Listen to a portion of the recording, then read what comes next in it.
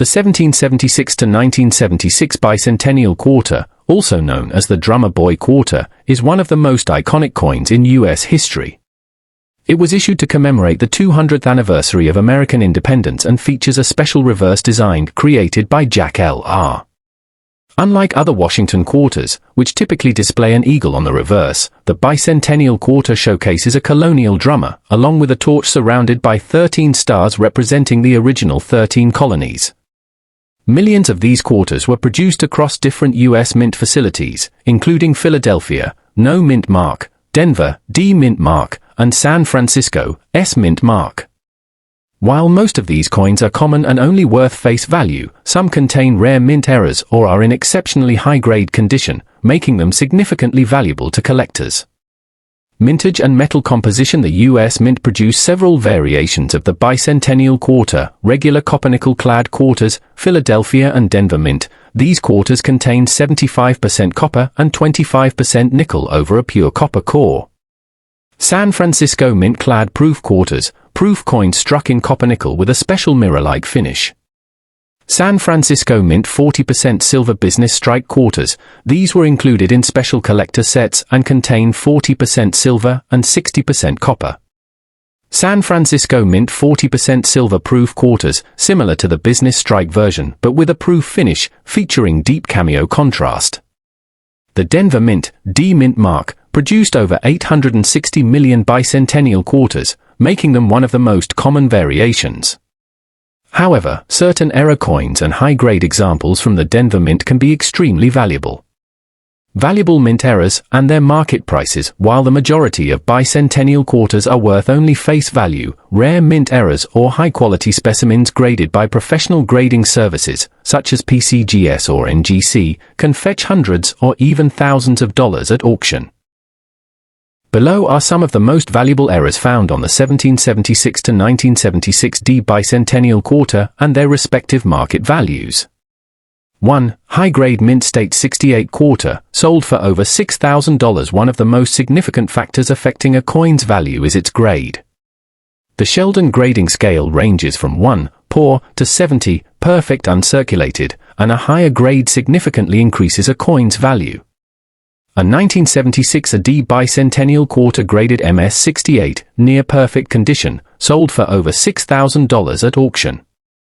However, most circulated quarters, which show signs of wear and scratches, are not worth nearly as much. 2. Double denomination error, sold for over $20,800. One of the rarest and most fascinating errors is the double denomination error, where a bicentennial quarter was accidentally overstruck on another coin. One such example involved a 1976 bicentennial quarter overstruck on an Eisenhower dollar, creating a unique and visually striking error. This incredible coin sold for over $20,800 at auction. 3. Struck-through errors, sold for $600 to $800. A struck-through error occurs when a foreign object interferes with the minting process, leaving an imprint on the coin. One bicentennial quarter was struck through cloth, leaving behind a woven texture on the coin surface. This coin sold for over $600 due to the uniqueness of the error. Another example is a bicentennial quarter with a struck-in wire, where a thin metal wire was embedded into the coin during minting. This error resulted in the coin selling for $700. 4. Broad-struck and off-center errors, sold for $110 to $250. A broad strike error occurs when the collar die fails, allowing the metal to spread outward, creating a misshapen, wider than normal coin. A 1976 AD Bicentennial Quarter with a broad strike error sold for $110. Similarly, off-center strikes occur when the coin is not properly aligned with the dies, resulting in part of the design being missing. A 15% off-center bicentennial quarter sold for $130. A 30% off-center strike sold for $250. 5. Clipped planchet errors, sold for $50. Planchet clips happen when the metal sheet from which coins are cut is misaligned, leading to missing portions of the coin's edge. A triple clip bicentennial quarter sold for $50. 6. Missing clad layer, sold for $70. Some quarters miss the outer nickel-clad layer, revealing the copper core beneath. A bicentennial quarter missing its obverse clad layer sold for $70. 7. Double die obverse, DDO, sold for $400 to $800. A double die obverse, DDO, error occurs when the coin's design is slightly duplicated due to a misalignment during the die-making process. A DDO Bicentennial Quarter graded -53 Australian dollars sold for $400. A mint state 62 DDO Bicentennial Quarter sold for $800. 8. Die clash and die break errors, sold for $200 to $440. A die clash occurs when the dies strike each other without a planchette in between, leaving unintended design elements on the coin. A 1976 D quarter with a die clash sold for $440. A die break, CUD, near the date 1776 to 1976 sold for $200. 9. Struck on a dime planchette, sold for $2,200. In rare cases, a quarter may be struck on a smaller planchette, such as a dime. A bicentennial quarter struck on a dime planchette sold for $2,200. Silver versus non-silver 1776 to 1976 quarters. It is important to distinguish between the different compositions of bicentennial quarters: regular clad quarters, no silver, found in circulation, worth face value unless an error is present. 40% silver quarters, San Francisco Mint, the mint mark, worth $5 to $20, depending on condition. 40% silver proof quarters, higher quality, worth $10 to $50 or $1,900 plus if graded proof 70 deep cameo. To identify a silver bicentennial quarter, check for the mint mark and weigh the coin. A copper nickel clad quarter weighs 5.67 grams, while a 40% silver quarter weighs 5.75 grams. Final thoughts: should you check your change? If you find a 1776 to 1976 D bicentennial quarter, check for mint errors, silver content, and high-grade conditions. While most are worth only 25 cents, rare errors and high-quality examples can be worth hundreds or thousands of dollars. Always inspect for doubling, off-center strikes, missing clad layers, broad strikes, and die clashes. If you suspect your quarter may be valuable, consider having it graded by PCGS or NGC. With millions of bicentennial quarters still in circulation, you never know when you might find a rare and valuable one in your pocket chain. The 1776 to 1976 bicentennial quarter, minted to commemorate the United States' 200th anniversary, typically has a face value of 25 cents. However, its actual value can vary based on condition and demand. Circulated condition, generally worth face value, 25 cents. Uncirculated condition, can be worth $1 to $3. Proof condition, can be worth $3 to $5 or more, depending on the specifics. If you have a specific coin in mind, factors like mint mark, P, D, or S, and overall condition can significantly influence its market value. For precise valuation, it's best to consult a coin dealer or use a coin pricing guide.my. In 2008, and it was followed by the District of Columbia and U.S. Territories Quarters Program, 2009 to 2021. Though the state quarters are no longer in production, they continue to be an important part of American numismatic history. Other factors impacting coin value. Demand and popularity. Like other collectibles, the value of state quarters or bicentennial quarters is affected by current trends in the market. If interest in a particular coin design increases, perhaps due to a famous error or new historical significance, its value may rise. Precious metal prices. The value of silver and gold directly impacts the value of coins containing these metals. For example, state quarters made with silver or bicentennial quarters may rise in value as the price of silver increases. Collector communities, coin enthusiasts and collectors play a significant role in driving demand. The larger the base of collectors looking for specific coins, the more valuable those coins become. Conclusion. While most 1776 to 1976 bicentennial quarters and state quarters are not particularly rare and are worth only a small premium above face value, there are exceptions.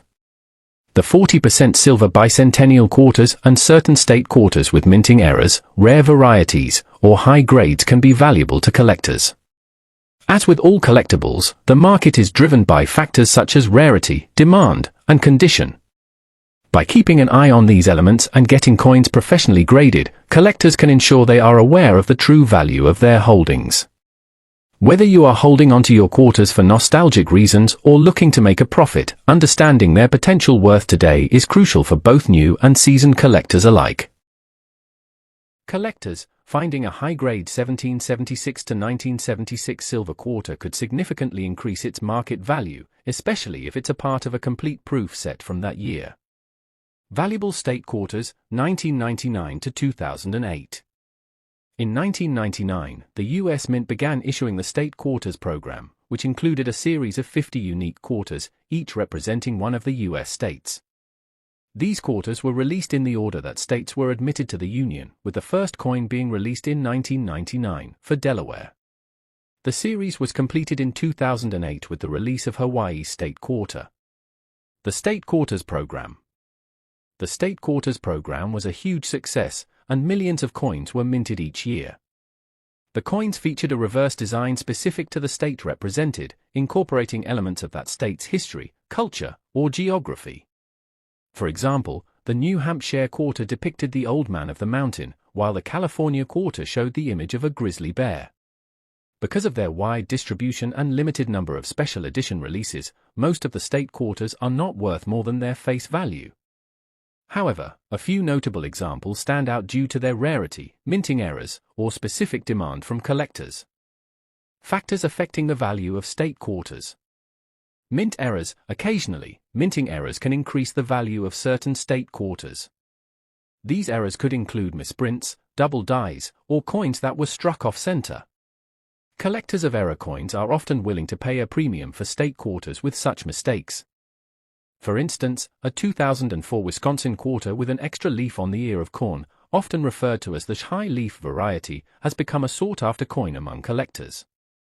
Condition. Grading the condition of the coin is critical in determining its value. Coins that are in pristine, uncirculated sought-after coin among collectors. Condition. Grading the condition of the coin is critical in determining its value. Coins that are in pristine, uncirculated condition, with minimal wear and tear, are valued more highly than those that have been used in daily circulation. Professional grading services, such as the Numismatic Guarantee Corporation, NGC, or the Professional Coin Grading Service, PCGS, grade coins on a scale from 1 to 70. Coins graded as MS-65 or higher can fetch a higher premium on the market. Limited releases. Some state quarters were produced in smaller quantities, particularly in mint and proof sets. Limited edition releases, like those sold in special packaging, may also carry a higher price tag. The United States quarter, or 25-cent coin, has a long history that reflects the nation's evolving identity. Over time, these coins have captured the hearts of collectors and investors alike. Among the most notable of these coins are the Liberty Quarter dollar, 1776 to 1976, and the state quarters issued from 1999 to 2008. Understanding the value of these quarters today involves looking at their historical significance, rarity, and the factors that influence their market worth.